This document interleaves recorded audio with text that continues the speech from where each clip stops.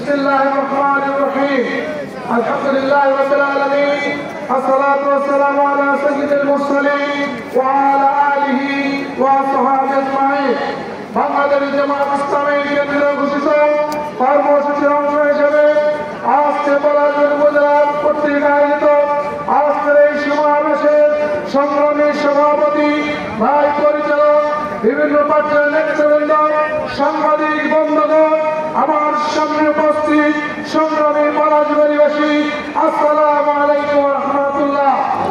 সংগ্রামী ভাইরা, আপনারা জানেন যখন বাংলাদেশ জামাত ইসলামী এর যে কেয়ারটেকার সরকারের ফর্মুলা দিয়েছিল, সেই সময় একটি দল বলেছিল এদেশে একমাত্র শিশু আর পাগল ছাড়া নিরপেক্ষ কোনো লোক না। আপনাদের কি জানা নাই? আজকে আবার সেই দলই আওয়াজ তুলছে, পিয়ার কি বুঝি না, খাই না যায় না। ওই দল সেই সময় আন্দোলনের মাধ্যমে ওই কেয়ারটেকার সরকার মেনে বাধ্য হয়েছিল। পরবর্তীতে এখন আবার তারাই কেয়ারটেকার আন্দোলন করেছিল।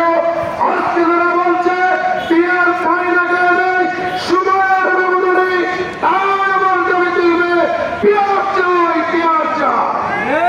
সংগ্রামী ভারত, আমরা সিদ্ধান্ত নিয়েছি, জামাত ইসলামী সিদ্ধান্ত নিয়েছে, এবারের নির্বাচনে বাংলাদেশের মানুষের তাওহীদের যুবতার রায়ে ইসলামকে আমরা রাষ্ট্র ক্ষমতায় অধিষ্ঠিত করব।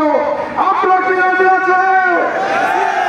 যদি আপনারা রাজি থাকেন, আপনাদের কাছে আমার আবেদন, এই পিয়ারের কথা, এই জুলাই জুলুমের কথা প্রত্যেকটা গ্রামে গ্রামে, পাড়ায় মহল্লায় লোকজনের সঙ্গে বোঝাবেন।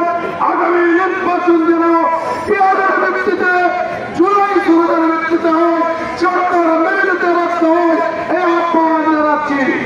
সম্মানিত ভাইরা, আমরা চাই বাংলাদেশ মুসলিম অধ্যুষিত দেশ, বাংলাদেশের মানুষের প্রাণের দাবি আল কোরআনের রাষ্ট্র চলুক।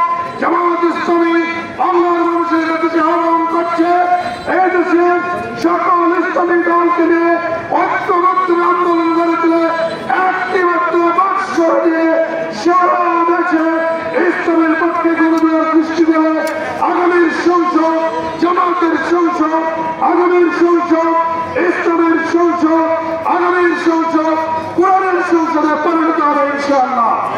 আসুন আপনাদের কাছে আহ্বান জানাই, কোরআনের সংসদ পরিণত করতে গিয়ে সকল অত্যন্ত পরিশ্রম করুন। কোরআনের দাওয়াত, জামাত ইসলামের দাওয়াত, তরিকতুল্লাহর দাওয়াত প্রত্যেকের কাছে পৌঁছে দেন।